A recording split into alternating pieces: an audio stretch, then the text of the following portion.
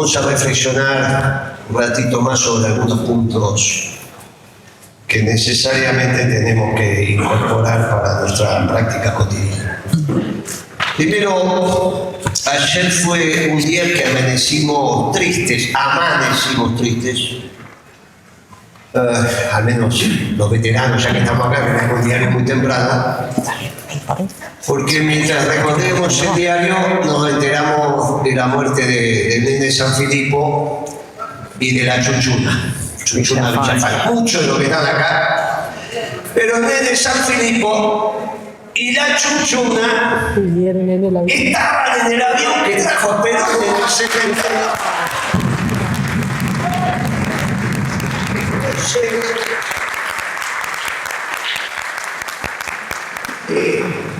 Día muy especial. El nene San Filipo después se pegó a Menem. La Chunchuna fue comentador siempre, aparte de bonita, quilombera. En la reunión donde empezábamos a juntar, a armar la juventud peronista, muchachos, era brava. La Chunchuna, como todas nuestras minas, era muy brava y siguió siendo brava. La hija también. 3 maridos y todo lo que comentamos. La mía también tiene 3 maridos, yo soy el tercero. El Papa le dice a Cristina en ese encuentro donde ella va con el velo y todo así, que se cambian el mate y toda esa historia.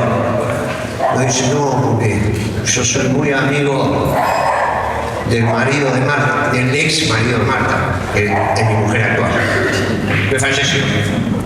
Y entonces sale de la reunión y toda como, dice, Moreno, dice, yo no sabía que el Papa era tan amigo del primer marido de Marta. Le digo, no, yo soy el tercero. Este fue el segundo. No es esa petiza, qué cartera que tiene. Las minas nuestras son bravas. Después de nosotros somos bravos también, estas son bravas. Chunchuna era de esas minas. La que mejor las describió fue Sabina, que dijo lengua larga, frente alta y pollera corta. Esa fue Chunchuna. Pero el general decía, el peronismo es como un avión. Tiene un cuerpo central y tiene 2 alas. En una ala estaba el nene, San Filipo, en la otra ala estaba la Chunchuna, pero Perón decía, las alas son importantes del avión, no hay duda, pero lo importante es el cuerpo, porque en el cuerpo del avión tenemos la doctrina. Y cuando nosotros con algunos compañeros dijimos, hay que retomar, trabajamos mucho nosotros, en la década ganada fuimos bravos, yo fui el secretario de Comercio que maduró, pero no teníamos tiempo para hablar de la doctrina, de ir, de hacer. La verdad que se pagaron las consecuencias. El compañero que habló antes, que nos pasó, y tenía que ver con ese tema. Tenía que ver con que también hay que tener el momento de la reflexión. Empezamos a mencionar la doctrina. Algunos compañeros dicen, bueno, no hay que actualizar la doctrina. No, compañeros, se actualiza el plan de gobierno. La doctrina es una estructura de pensamiento que nos permite ir para el mismo objetivo. La doctrina de guerra la tiene la Marina, el Ejército, en una empresa, en un sindicato. Los compañeros van para el mismo lugar. Obviamente, lo que van actualizando son las metodologías, eso es el plan de gobierno. La doctrina es haber ordenado principios y valores de la creación, el amor, la solidaridad, la justicia, bla, bla, bla, para construir una sociedad en función del objetivo que nos proponemos, con los instrumentos que nos da el plan de gobierno, que tiene que ver con el estado del arte de la sociedad. La inteligencia artificial no estaba hace 20 años atrás, no estaba hace 5 años atrás, ahora estamos hablando. Entonces, no sería lógico que nos fuéramos de este plenario sin contestar algunas cosas que están pasando. Por ejemplo, hay un compañero que dijo, el mundo va a crecer en los próximos años 6, 7, 8% anual, pero vamos a perder trabajo. José Cuello lo estuvo diciendo por ahí, hay muchos compañeros que están pensando esto. Bueno, sobre eso nos vamos a dedicar 5 minutos. Pero antes, y retomando que se nos fueron 2 compañeros que en el 70 fueron muy activos, que hicieron parte del avión cada uno con su ala, pero que entendamos que la síntesis la tenemos en la doctrina. Yo muchas veces veo a compañeros jóvenes ya llamo 45, 50 años, de ahí para abajo, que están reproduciendo las peleas de sus padres, o mi pelea o la pelea del compañero. Y gracias a Dios los hijos no heredan la pelea de los padres. Entonces esas peleas fueron nuestras, con nuestro error y nuestra virtud. Yo fui a buscar ese avión, en el cual venían el nene y Chunchuna. Y las 12 nos esperaba con artillería liviana, igual llegamos. Y después fui en el 73 y se armó un lío. Ese lío recién va a tener síntesis, cuando nos vayamos yendo los que no pudimos sintetizar eso. Por eso es extraordinario que esto esté lleno de pibes. Algunos van a querer escuchar esa historia, la van a sintetizar, dentro de 20 años la van a leer y van a reconocer que tanto el Bebe como la Chunchuna fueron 2 grandes peronistas. A las 9 de la mañana nos enteramos de la muerte del indio, ya le dimos el homenaje que merecía, pero me parecía que también, aparte del indio que movilizó lo que movilizó, teníamos que recordar para los veteranos, sobre todo, al Nene y a la Chunchuna. ¿Por qué a Chunchuna? Porque se lo merecían y porque hicieron parte de nuestros mayores que nos delegaron la bandera, de la misma manera que hoy le vamos a delegar la bandera a todos los pibes que son por lo menos el 60% de esta reunión. Yo le digo, cuando uno está en la gestión, existe la soledad del poder. Hay decisiones que se toman desde la profundidad de la doctrina o de la profundidad de las convicciones, como decía Kirchner, pero que uno no sabe si tiene razón. No sabe. A la noche cuando se acuesta dice, che, habremos estado bien. Pensemos en el general Perón en la revolución del 43, como decía la compañera, el 4 de junio. Pensemos en esa década del general que hoy se cumplieron el 4 de junio, 80 años, que arrancó un 4 de junio en homenaje a la revolución. Él pidió, ganó la elección del febrero y dijo, asumo en junio, sí, en homenaje a la revolución que habló nuestra compañera. ¿Cuántas decisiones habrá tomado diciendo, tengo razón? Se estaba peleando con los muchachos que habían ganado la Segunda Guerra Mundial, los soviéticos y los norteamericanos, que le venían a explicar que eso de la tercera posición era una estupidez.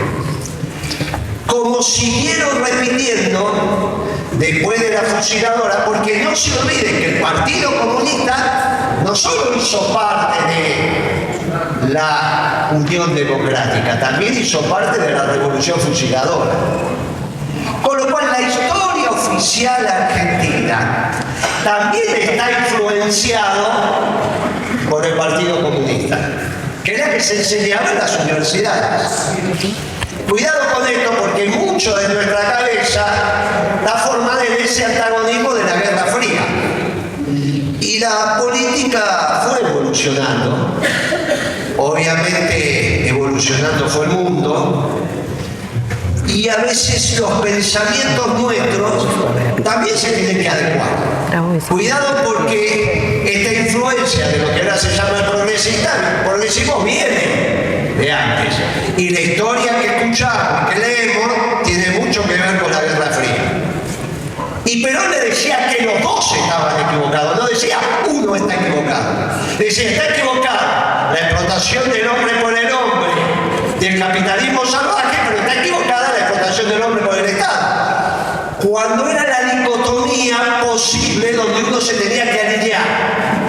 No había posibilidad de no entender el mundo sin esa confrontación. La tercera posición era una posición geopolítica, como se entendía en aquel momento. Pero era mucho más profunda en términos doctrinarios, de una explotación y la otra. Pero no era ese el debate, si no nos mentimos. Por eso el progresismo tuvo la posibilidad de irrumpir, terminada la Guerra Fría, cuando llegó la globalización, el pensamiento único, el fin de la historia. Felipe González, viniendo del Partido Socialista Obrero Español, le venía a explicar a Menem lo que había que hacer, que fue lo que finalmente hizo Menem. Porque Felipe González, Latache y Reagan hicieron el consenso de Washington, que fue la doctrina fundante de la globalización, que duró hasta la caída del muro de Berlín. Pero la caída, que duró hasta ahora, que termina la globalización con los nuevos gobiernos que están irrumpiendo en el siglo XXI. El muro de Berlín termina de la Guerra Fría a la globalización, de la globalización en la irrupción de nuevos antecedentes en términos económicos que hacen mucho de lo que hicimos nosotros en la década ganada sin saber si teníamos razón. Esto que el compañero reconoce no era lo que estaba haciendo el mundo. Cuando dice, che, pero ustedes defendieron el trabajo, éramos la mosca blanca. Los que eran amigos nuestros, en la intimidad nos decían que estábamos equivocados. Se llame Lula, se llame Mujica, se llame Evo Morales, que hicimos mucho para que estuvieran en el gobierno, pero después no nos compraban los caños que salen de la materia prima de acá nomás. Cuando iba Beatriz Paglieri a venderle los caños con costura o sin costura, Evo Morales nos decía, no, padre, muchachos, me tengo que comprar por una ley que votó el pueblo boliviano a través de su congreso, los caños más baratos que hay en el mundo. Y los caños más baratos que hay en el mundo son los caños subsidiados de los chinos. Qué divertido. Y así se venía Beatriz Paglieri, que era nuestra secretaria de Comercio Exterior, con la cola entre las patas diciendo, no, Evo no nos compró. Y acá los muchachos empezaron a estar parados, incluso nuestro gobierno, muchachos. Le dimos hicimos lo que pudimos, pero obviamente contra los subsidios es muy difícil competir. Bueno, ahora el Fondo Monetario Internacional dice que los chinos gastan entre 600 y 700 mil millones de dólares por año en subsidios. Miren, es muy difícil competir así. Por eso esta historia de ser pro-chino lleva atrás el problema de la desindustrialización argentina. No es que es un temita de que me gusta más, me gusta menos. Es un problema de que la manufactura china está terminando con la manufactura en todos aquellos pueblos que tuvieron alguna industrialización relevante como la Argentina. Hay pueblos que reaccionan, nosotros reaccionamos en la década ganada y hace 12 años por ahí que estamos totalmente dormidos y estamos entregando nuestro mercado. Como dijo la compañera que yo, pues esta parece que arranca por el 14. Entonces, esto es muy importante porque es lo que estamos discutiendo ahora, cómo va a ser el futuro. El primer elemento es, muchachos, parecería ser que tuvimos razón. Tuvo razón Perón en su gestión, tuvimos razón nosotros que nos articulamos con aquel gobierno de la doctrina de la defensa de lo nacional, y parece que hoy el mundo defiende lo nacional. Les digo esto porque la próxima generación, que va a tener muchos cuadros de gobierno, algunos veteranos, pero muchos cuadros de gobierno formándose, va a ser la primera generación de peronistas que va a estar con el mundo, que si no es a favor, al menos no va a estar en contra. Los primeros funcionarios que van a salir al mundo a explicar que ese mundo es el mundo que siempre estuvo esperando el peronismo. No le pasó a Perón, no nos pasó a nosotros. Felicidades para los muchachos a los cuales le vamos a delegar la bandera, que no van a tener que explicar qué es el peronismo. Simplemente diciendo, ¿lo conocieron al Papa Francisco? ¿Vieron lo que escribe el Papa León? Sí, bueno, ese es el peronismo. Y esto no nos pasó nunca. Por lo tanto, el próximo gobierno peronista arranca desde un lugar que nunca arrancaba. Dicho esto, y poniéndonos en el primer día de gobierno, después que hicimos todo lo que dijo Horacio y que dijeron los compañeros para ganar la elección, ya ellos ganaron la elección, por lo tanto nos ponemos en el primer día de gobierno. Obviamente que hay que indultar a los compañeros, muchachos. Esta discusión de dudar, muchachos, no vamos a hacer una discusión sobre la justicia, eso se los dejo a otros compañeros. Ellos tienen el derecho de hacer esto, nosotros tenemos el derecho de hacer otra cosa. Y entonces vamos a indultar a los compañeros como Trump indultó a los que fueron sobre el Congreso, como en Brasil se discute el indulto de los Bolsonaro, como en Israel se discute el indulto de Netanyahu, y nosotros no tenemos ningún problema de venir acá y decirle, mire, el decreto número 1 es que vamos a designar los ministros, el decreto número 2 es la libertad de todos aquellos compañeros que han estado presos por juicios amañados, juicios complicados, juicios difíciles, y vamos a plantear un gobierno de unidad nacional. Lo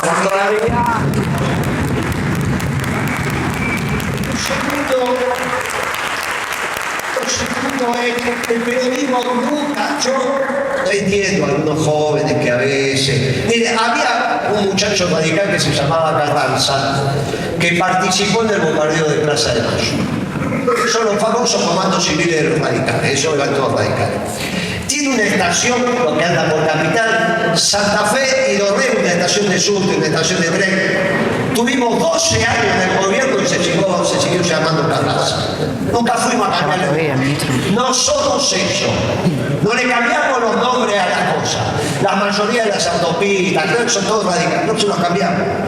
Entendemos cómo es. Ellos vienen y cambian, no somos como ellos.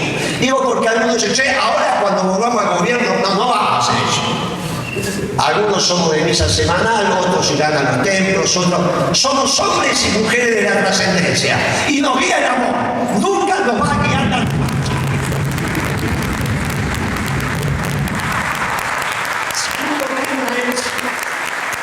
Segundo tema es cómo industrializar. Miren, no es muy complejo, ya lo hicimos, lo vamos a volver a hacer. Ahora el mundo lo facilita. Hay que resolver el tema de la matriz energética, como dijo la compañera. El tema energético para un país como la Argentina es sustantivo, porque tiene que ver con la rentabilidad de todas nuestras empresas, por lo tanto eso no es complicado de resolver. Y tenemos que generar la demanda en el mercado, que esto se genera poniendo de vuelta una relación lógica y razonable entre los ingresos populares, que son sueldos, salarios, jubilaciones y pensiones, y el precio de los alimentos básicos. Che, Moreno, ¿qué son los alimentos básicos? Muy fácil, muchachos. Van ahora, abren la heladera y lo poquito que hay son alimentos básicos. Ahí nadie va a decir el lomo, ni vamos a ir con el queso brie, ni vamos a ir con el pancito no sé de qué. Muchachos, todos sabemos lo que son los alimentos básicos. Se entendió en nuestro gobierno, lo entendieron los empresarios. Salió una nota el otro día en Infobae que decían las empresas alimenticias estamos haciendo morenismos y morenos, porque decían no, los productos básicos no los aumentamos, y con el premium compensamos el margen en promedio para que nos den. Esto es lo que hicimos. Dejame, porque si vos me subís los alimentos básicos, me bajás el poder adquisitivo del salario. Entonces es muy sencillo, no es complicado. ¿Se hace en el mundo? Sí. Después que lo hicimos nosotros. Lo vamos a volver a hacer, es muy sencillo. Está la experiencia y entendemos cómo se hace. Que hay que resolver el tema de seguridad, como dijo uno de los compañeros, el primero que habló, pero es obvio. ¿Vamos a venir a Zárate a solucionarlo? No, muchachos. Acá. ¿Saben dónde vamos a ir? A Nordelta. Hay que ir a Nordelta y hacer... Ahora, en Nordelta se van con los atributos del poder. El mismo día, con la banda y con el bastón, al sur, va a haber un sur que lo va a articular y se hace la reunión que hay que ir. Y se terminó. ¿Por qué? Porque lo dice el peronismo con el pueblo movilizado. Y se terminó. Y ante el principio de autoridad, esto funciona así. Y se reconoce el principio de autoridad. Y el peronismo ejerce la autoridad, sin rebache, pero lo ejerce. Esto está permitido, esto está prohibido. Y se terminó. Y lo entienden todos. Esto no, porque tiene jueces, tiene fiscales, tiene muchachos al presidente. No hay voz de mando que pueda, si quiere ejercer la autoridad. Por lo tanto, esto se va a resolver y después se daría para todo el país. Es cierto que dijimos también que hay un tema extremadamente complicado, que es el síndrome de abstinencia. Y el síndrome de abstinencia lo vamos a tener en nuestras familias. Si no, no nos miramos. Entonces, como el síndrome de abstinencia lo vamos a tener en nuestra familia, la comunidad se tiene que ocupar del síndrome de abstinencia. La comunidad. Y la comunidad es lo que el concepto central de la última encíclica de León. Hay que leerla despacito, hay que leerla. Es la encíclica más justicialista que he leído, es extraordinaria. Y entre otros temas, aborda la inteligencia artificial. Cuando un compañero presupone que el mundo va a crecer y que va a disminuir el trabajo, y que parece ser el sentido común, no, porque viene la automatización, y entonces ¿cómo lo resolvemos? Porque las máquinas, porque no la automatización.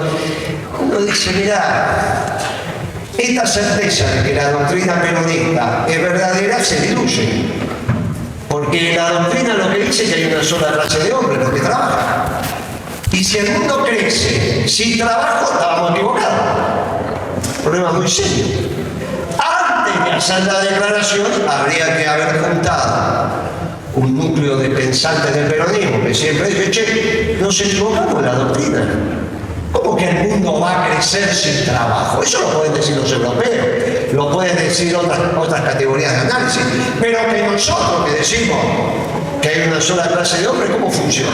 Porque si no tenían razón los capitalistas, Perón se equivocó cuando dijo que la explotación del hombre por el hombre, que era el capitalismo salvaje, no era la verdad, se equivocó. Si el mundo crece, hay más bienes y servicios para todos y cada vez menos trabajo, entonces estamos equivocados. No se pueden hacer declaraciones sin dudar. El problema es que tampoco dudamos muchas veces de lo que pensamos. Hay que empezar a dudar, muchachos. Hay que empezar a pensar si tenemos certeza o no tenemos certeza. Miren, hay un ejemplo. Nosotros dijimos, después de escuchar esas declaraciones, hicimos una presentación en la Feria del Libro, que había un libro, mi biografía, bueno, algunos compañeros decidieron hacerla. Y dijimos, miren, cuidado con esto, porque vulnera la doctrina. Y ahora que pensamos que tenemos razón, la doctrina debe dar la razón. Y encontramos una vuelta desde la doctrina sobre la propiedad de la tecnología. Nunca hablamos de la tecnología disponible, que es la que se enseña en la universidad. La tecnología está dada, vaya a saber por quién. Alguien hace la tecnología y nosotros la agarramos, como si fuera el aire. Nosotros hablamos de la tecnología disponible, necesaria, la tecnología conveniente. Venimos hablando de esto desde la década del 60.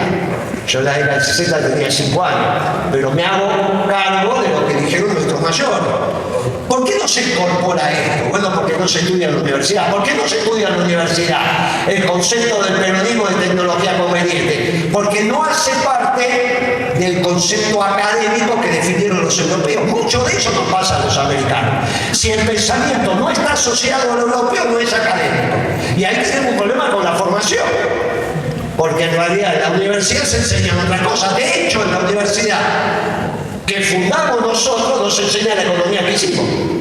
Se sigue enseñando la economía y no tiene nada que ver con lo que hicimos en la década ganada. Una estupidez. Nosotros lo hicimos las universidades y no enseñamos lo que hicimos. Que aparte demostró ser exitoso. Bueno, estas cosas hay que reformar. Cuando nosotros decimos la tecnología conveniente, no es la tecnología dada, decimos, bueno, vamos a ver cómo la incorporamos, vamos a ver cómo la hacemos, vamos a ver quién es el dueño de esa tecnología. Resulta que esto lo venimos diciendo hace 60 días, más o menos, un poco más. La semana pasada, Samsung, Corea del Sur, copió nuestro modelo de desarrollo en la década del 60. Copió el modelo de desarrollo peronista. Esto de grandes empresas por ramas de producción que crecieron con el auspicio, eso se le ocurrió al general.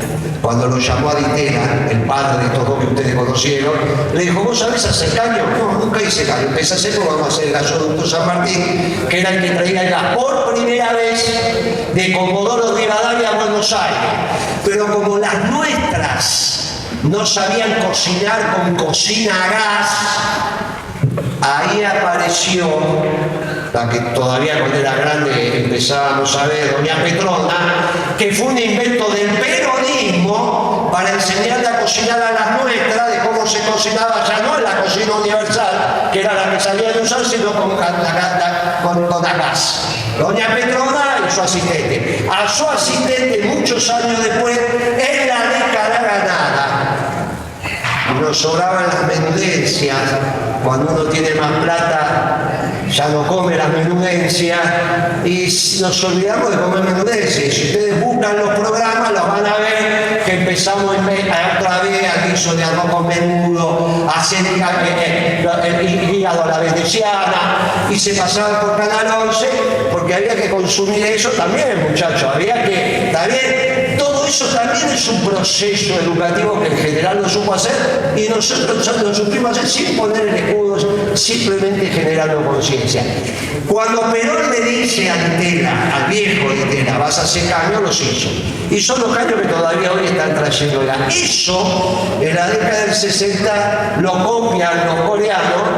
Miren dónde llegaron los coreanos del sur. Hace una semana, 10 días, los muchachos de Samsung, que tienen que ver con los semiconductores, y son semiconductores son los chips de menor calidad, son los que van en los celulares, no es ninguna cosa muy compleja.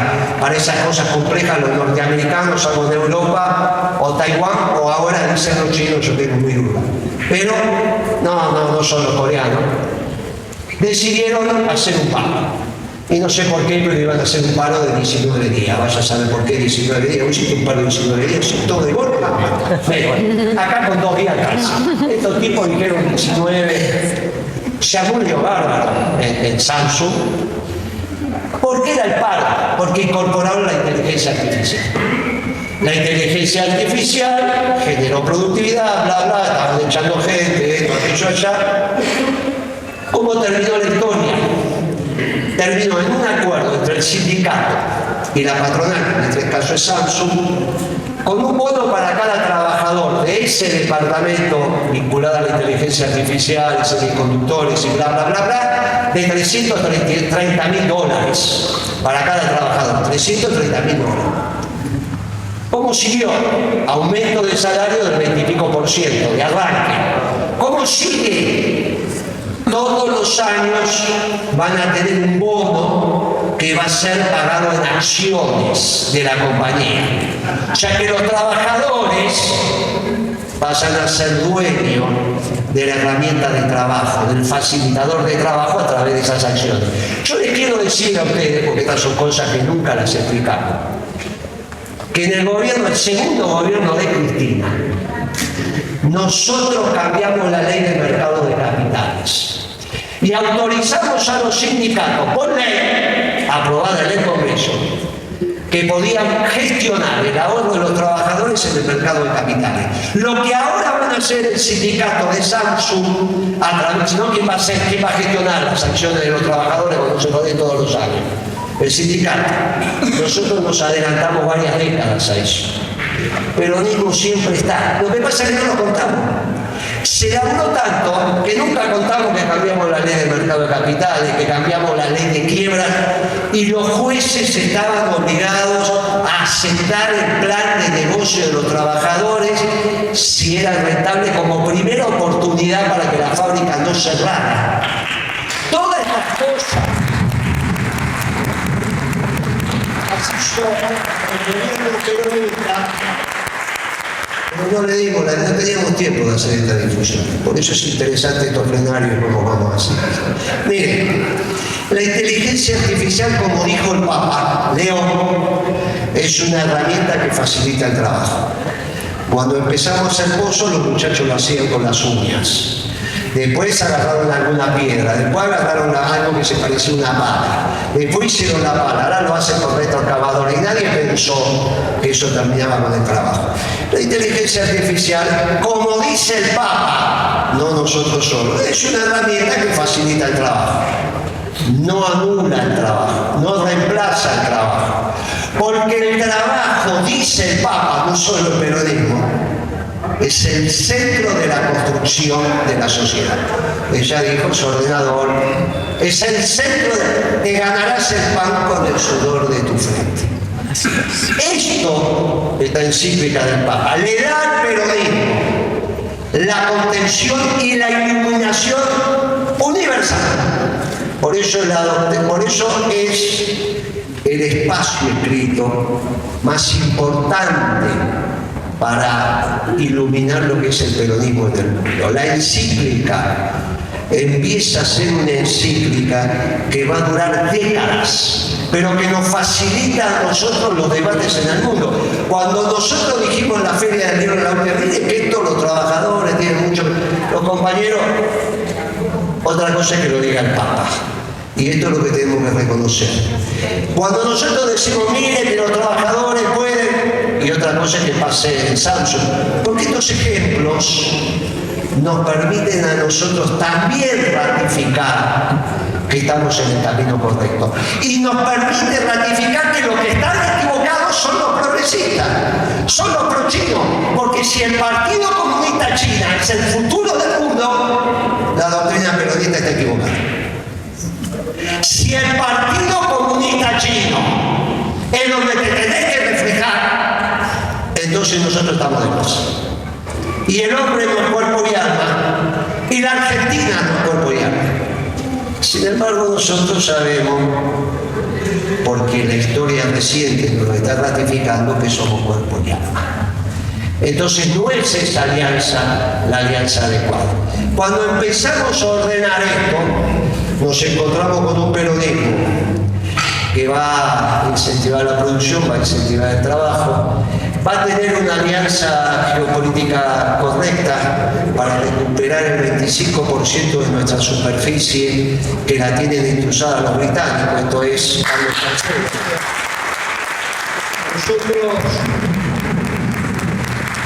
Nosotros, los ingleses,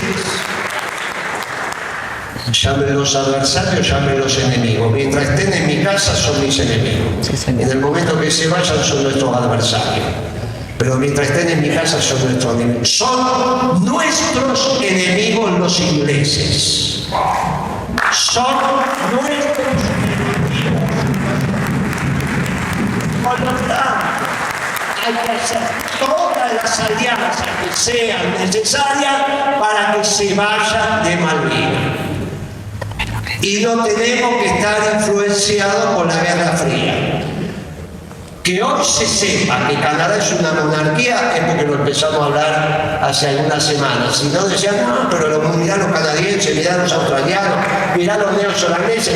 Todas monarquías donde el representante del Estado, de esos estados, es Carlos III. Por eso fue a ver las sesiones del Congreso canadiense hace un par de meses atrás.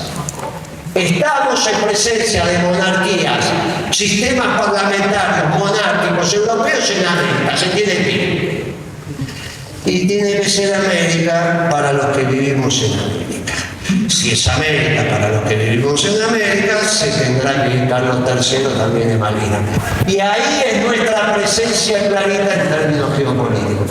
Muchachos, esto para nosotros es un ABC elemental. Esto es defender el interés nacional, junto con el trabajo y la producción. El mundo lo facilita, lo empieza a facilitar y esto es muy importante. El Papa acaba de escribir un documento fundacional en este nuevo mundo y en la confrontación de la batalla cultural. Sí. El gobierno de Milei plantea la batalla cultural. Sí. Este chico que vino y nos plantea que en realidad se vino a comprar una mansión de 12 millones de dólares y que lo que quiere hacer es un gobierno mundial de las empresas y bla, bla, bla, bla. El Papa sacó la espada y el encíclica. Y si el Papa sacó la espada, como aquellos viejos papas que iban al frente de sus soldados, nosotros nos encolumnamos en esa batalla cultural del lado del bien, porque estos son los del lado del mal. Pero casualmente somos la única doctrina que, basados en esos principios doctrinarios, construimos planes de gobiernos que administran la cosa pública atendiendo al bien común. Cuando el presidente dice que el bien común es obra del demonio, el Papa cita cada 10 párrafos el bien común. Y nosotros decimos que la derivada natural del bien común es la justicia social. Y resulta que es una de nuestras banderas. Nunca estuvimos en actitud de entender que teníamos la verdad como la tenemos ahora. A los compañeros que torturaron, que fusilaron, tenían ese pensamiento profundo de pelear por la verdad. Pero dudaban. ¿Cómo no iban a dudar si el mundo iba para otro lado? Ahora saben que su duda se transforma en certeza. Como lo mismo que estamos haciendo nosotros cuando entregamos la bandera. Estamos entregando las banderas que son verdad. Y cuando uno es un combatiente de la verdad, muchachos, vale por muchos. Y esta es la diferencia entre los mercenarios y el guerrero. El guerrero sabe por qué pelea. El mercenario pelea por plata. El peronismo está lleno de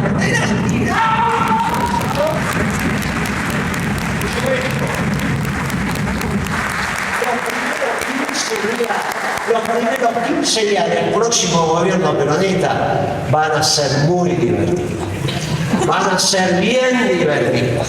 Yo les digo, duerman un poquito, hagan caso a los curas o a los pastores cuando digan, miren que el hombre pasa, golpea 2 veces. Y si no está, sigue de largo. Así que a dormir con un ojo abierto.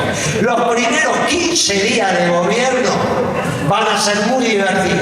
Porque a los 6 meses del próximo gobierno peronista cambió el aire, cambió la felicidad.